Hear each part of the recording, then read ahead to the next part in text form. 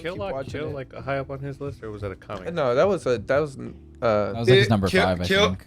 Kill La Kill was number 5. Like it had a 9 out of 10.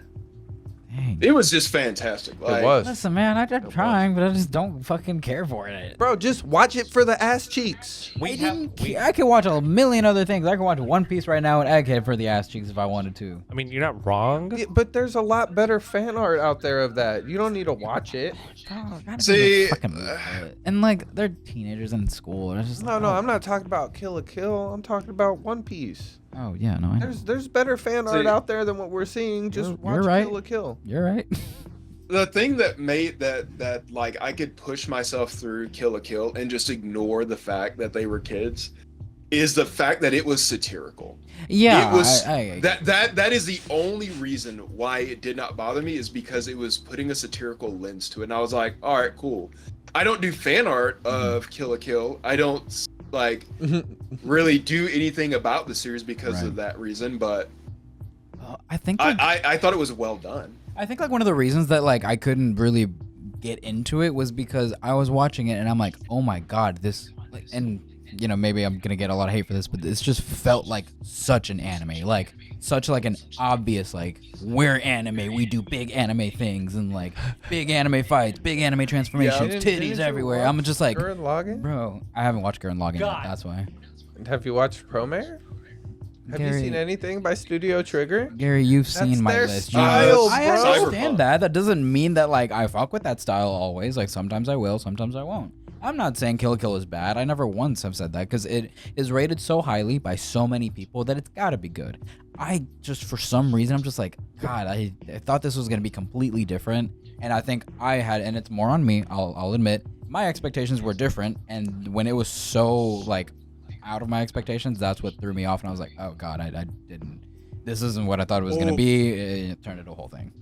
I am so glad you got there, because that is what a lot of people don't talk about, is why they don't like a show, even though it can be good, is because of the expectation that is built around. Like, yeah, and that's all my fault. There's nothing on them. Like, that's just me, you know, being me. Yeah, and it's completely valid, because Shield Hero to me was that show. It set itself up to be a dark fantasy story, and then it boiled down to be the most average anime. Just the most bland, average piece of shit I've seen. And it's not because the show's bad. It's because it started so good. I thought it was going to actually tell a story that actually had thematical points, and then it boiled down to be the most basic. I picked up the fucking manga for this show, because when I saw it, I was like, it's got to get better. It cannot boil down to be this basic. I went up to volume 10, and I was just like, I can't believe it. That show pissed me off on such a level, because it promised to be something so different at the beginning. That definitely should have been in that list of like animes that have fallen off. That's definitely how I felt. Like, first season hit hard as hell. That second season, it was like, okay, all right, this is cool. What the fuck are we doing?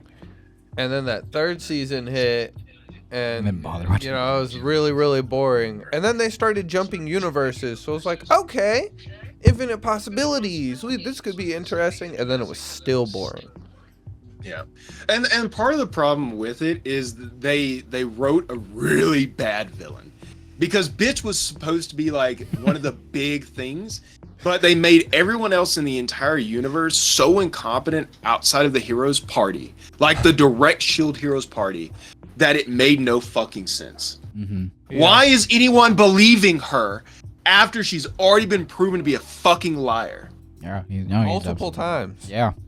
Multiple times. And apparently even after I stopped, even after volume 10, they still kept on believing that bitch, and I was like, are you fucking kidding? At that point, it's just not even believable, even for a fantasy. Yeah. There's only so much you can get away with a fantasy. Yeah, exactly. I can only suspend my disbelief That's literally many times. For so long. Quote of the fucking century: I can only suspend my disbelief for so long.